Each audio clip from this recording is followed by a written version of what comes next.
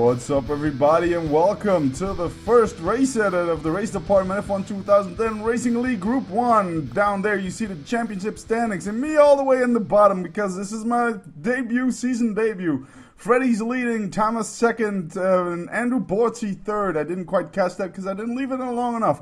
Qualifying went pretty damn bad for me because I was drunk as fuck. This was a Saturday evening race and I had been sipping on the rum the whole day, and I figured, yeah, let's just get accustomed to the track, calm down, and quality on the prime. So I start all the way in the back, P7. Sadly, James dropped out in qualifying, some connection issues or problems with the AI mod. But here we are, 7 people on the grid, and me all the way in the back. So let's see if we can make our fighting start through Kobayashi/Webo style. Good start here. We're getting Jack Field's nerves right away. And whoa, big hit somewhere there in the front. This gains me another spot, so P7 up to P5. This is working for me. Not too bad. Now we're right behind Kriska, aka Romain. And doing good. I was pretty pleased. Like I said, I had pretty much a bottle of rum in me at this point. But I gotta be honest, I didn't feel it affect my driving too much. Quali, yes, because it was hard to focus. But once the race started, I was alright. We were trying to move around the outside on Andrew, but that was going to be way too optimistic every time. But people going wide everywhere. We got pressured, of course, from Jack Field's nerves right behind us. I don't know how I'm going to refer to the guys because it's kind of confusing with the nicknames in game and then the real names and stuff. I don't know. In any case, we're up 2 spots after half a lap, which is good, especially because, I'm pretty sure I'm the only guy who started on the primes. And here we're taking Kriska. He had a bad exit out of turn, turn 9, or turn 10, 11? I don't know, no, turn 9, I guess.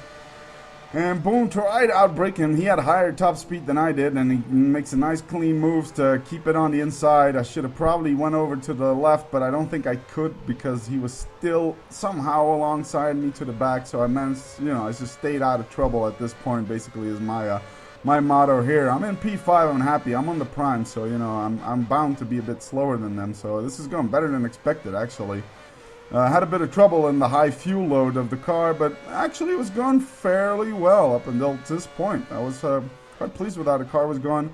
Lots of battles going on in front. Not too much pressure at this point from behind, but there's something that happens. Andrew and Kriska go wide, so we do a move round the outside of Andrew and maybe even round the outside of Kriska. Yeah, this might even work out. Seems like Kriska's higher top speed, but my traction on my car is better, taking him on the inside, and it works. There we go. We have Andrew sandwiching Kriska as well, so that was a 3 abreast there in that corner.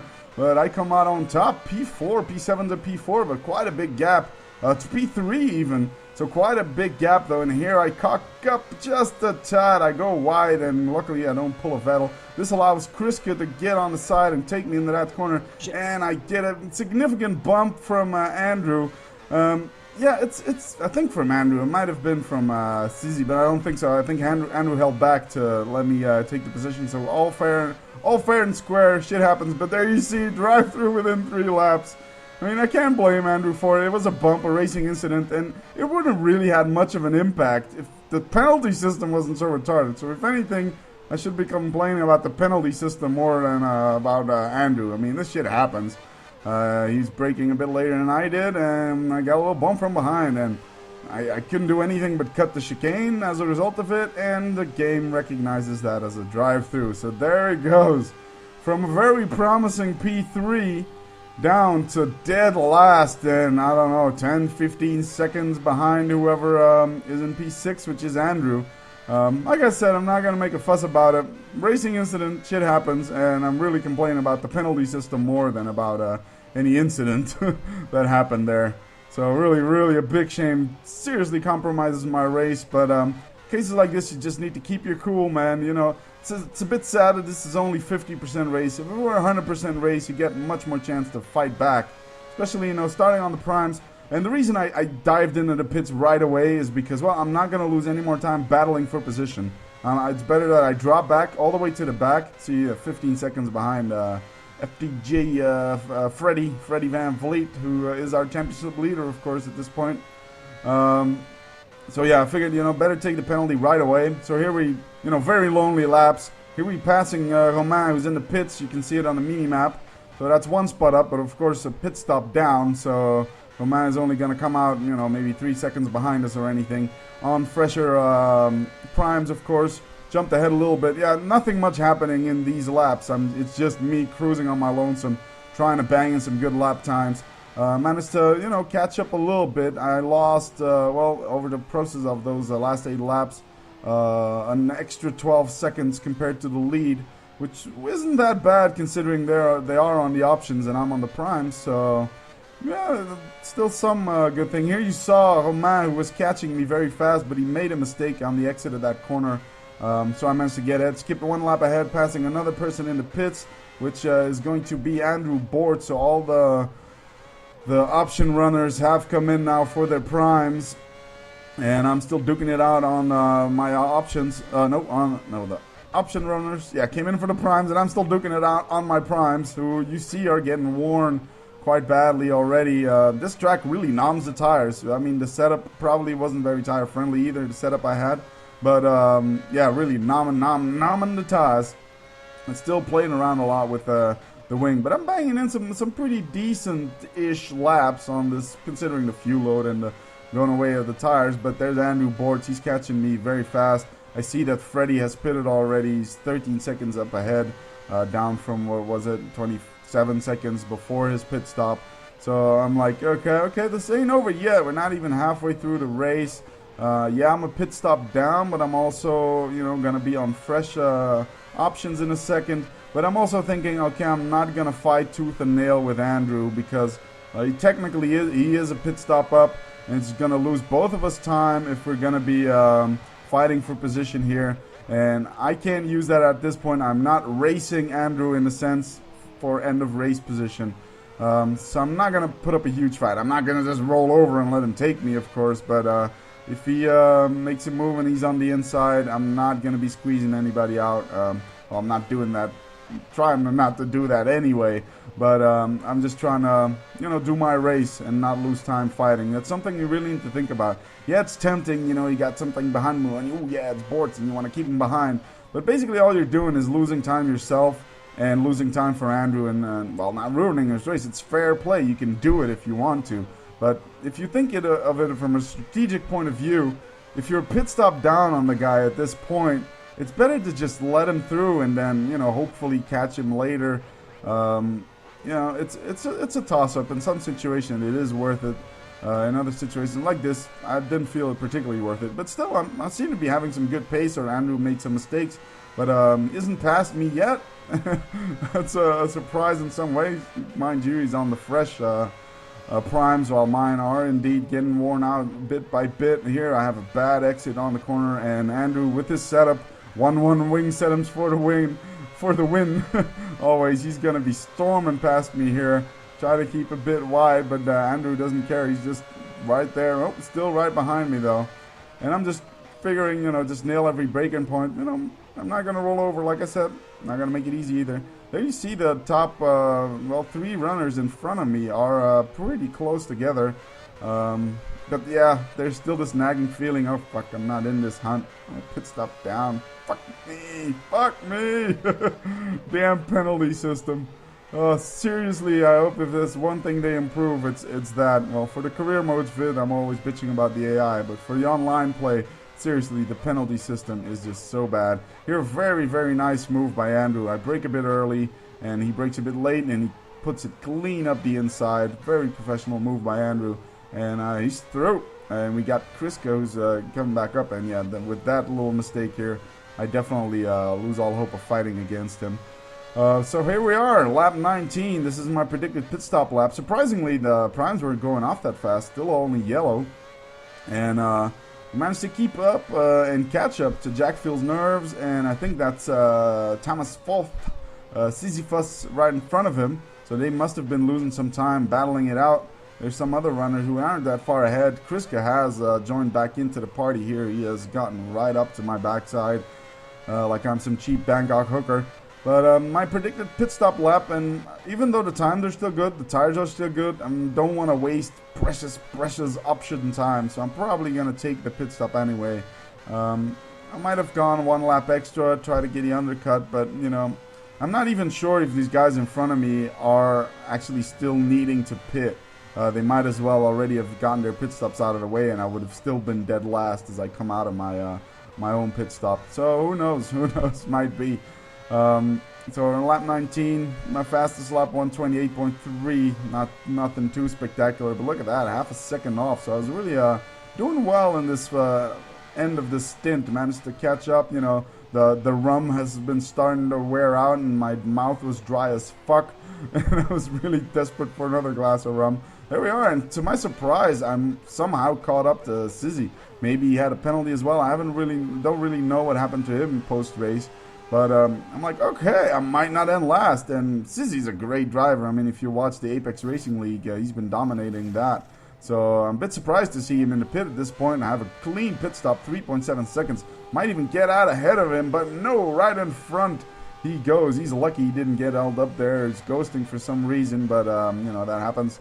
Nothing strange happening here. I cut the white line. Oops. I didn't hamper anyone there, but cut the white pit lane exit line.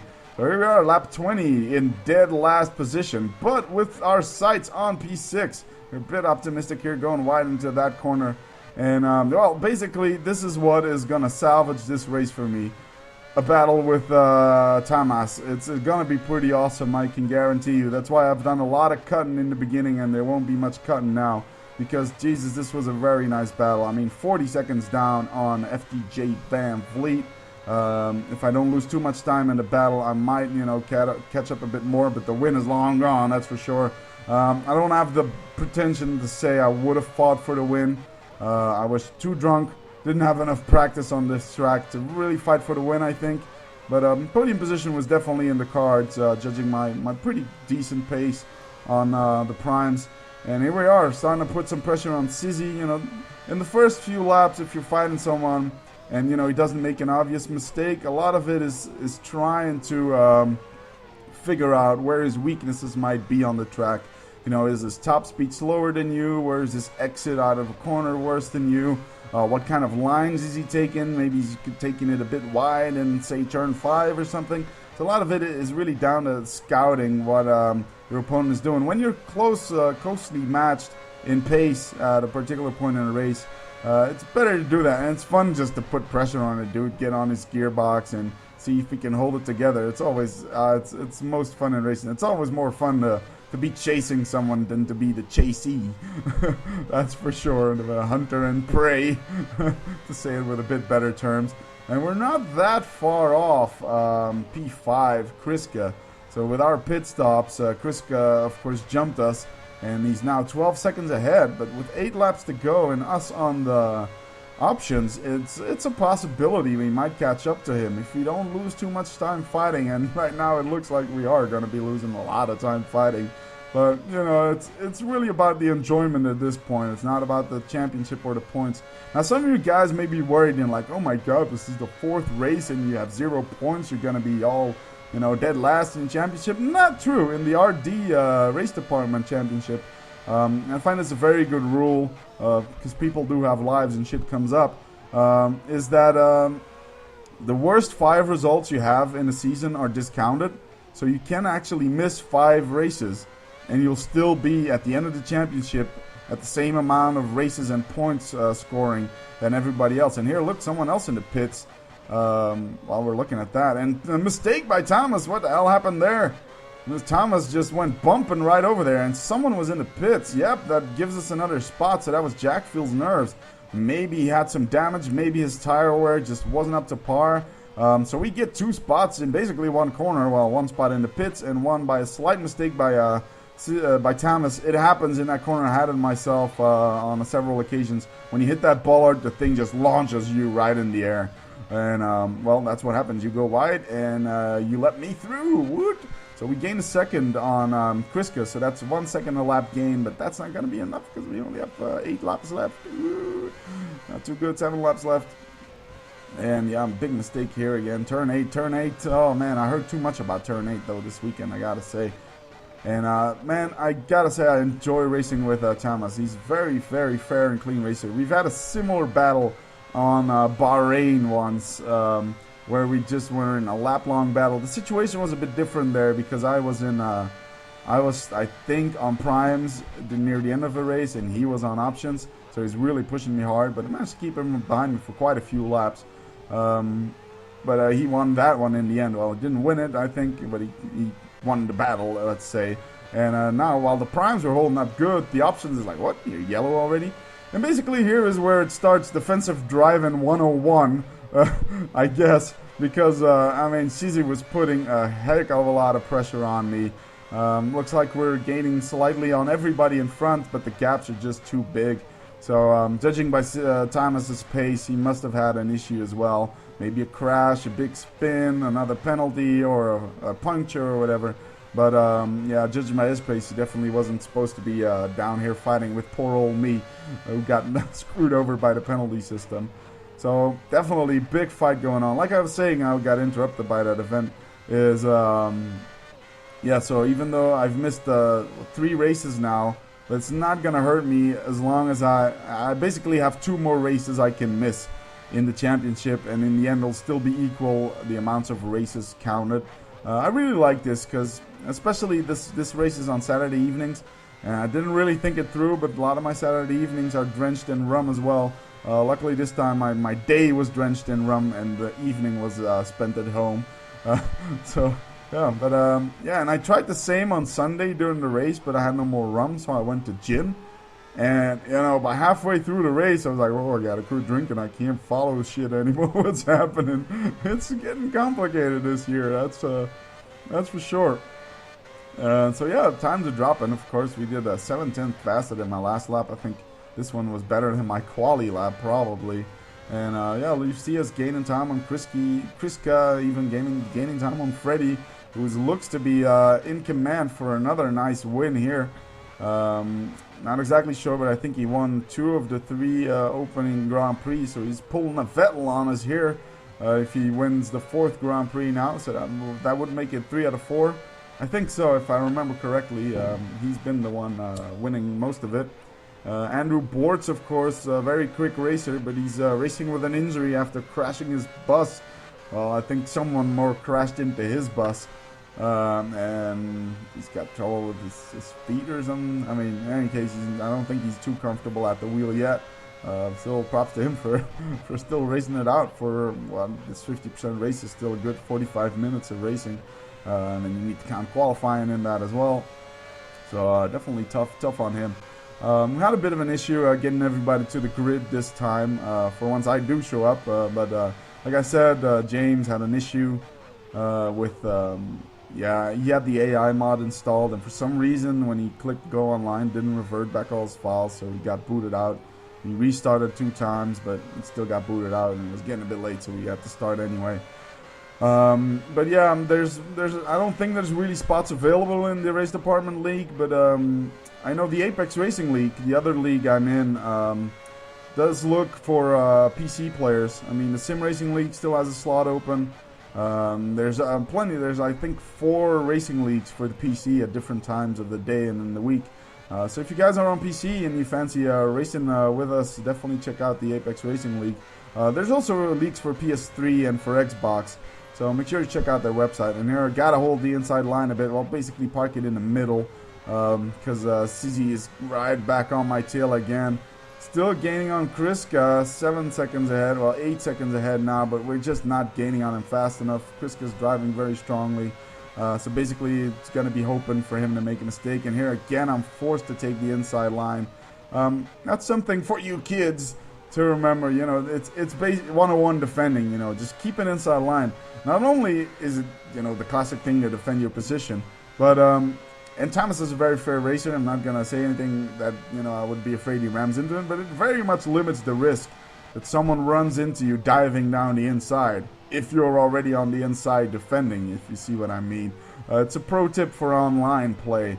If you hug the inside on corners and some random online guys say, oh, we're going to drive around the outside, they usually outbrake themselves and end up in the gravel while you're jolly right through. Whereas if you let them dive down the inside by sticking to the outside, then they probably just sideswipe you with you off the car. So defensive driving, it's a special skill. Just look at That's Schumacher's race this year. I don't wanna diss too much on Schumacher. He's getting so much shit piled on him. But yeah, his defensive driving has been a bit weird. He just got shoved off the road pretty much on several occasions here in Turkey this weekend. Yeah, some of it is fault. You know, he is very tough to pass, and it's not always been fair. Let's just stick it to that. I heard some pretty distressing news today, though. Apparently, Jerome D'Ambrosio, my compatriot, is risking to lose his drive already because his sponsors ain't forking up the money he paid they promised to pay the Virgin for the seat. So, and I don't even know which sponsor it is. I know one sponsor he must have taken with him. It's Quick, which is on the front nose, you can see it, of the Virgin car. And that's a fast food chain. It's basically a version of McDonald's. It's much better burgers, though, I gotta say. And apparently some of his Belgian sponsors just ain't ponying up the money. So Eric Boulier, who is the manager of Gravity Sports Management, the stable where D'Ambrosio in now, went over to here in Belgium to probably kick some asses of D'Ambrosio's sponsors. And it would be such a shame if the guy loses his seat over that, because I mean he's shown he's worthy of that seat. Yeah, I mean he can't show that much because he's in a crap version, but I mean he's been beating Timo Glock. He beat Glock in qualifying again in Turkey, even though Glock had the most upgrades on his car. I mean, it doesn't mean all the upgrades were working that well, but still, that's 2 races in a row. He beat him in qualifying. Well, beat him in the race, but that's not fair to Timo because he didn't even start the race because the Virgin broke down. His gearbox was all messed up. So yeah, that's a big shame. Big shame. I don't know which sponsor it is, but I would definitely join Boulier in kicking some ass because that would be so crushing, I imagine, for Jerome if you lose your seat because of that. And you know, he's been doing better than Degrassi did last year compared to Glock. I don't remember Degrassi ever out qualifying Timo. While Jerome's done it, I think, on 2 occasions already. Maybe, no, I think on 2 out of the 4 races this year. And he wasn't that far off in Malaysia. I mean, he was 7/10 off, I think, in Melbourne. But, you know, give a guy a break. It's his first F1 race. But he was already pretty close in Malaysia. And the last 2 races, he just pure out-qualified him and out-raced him in China as well.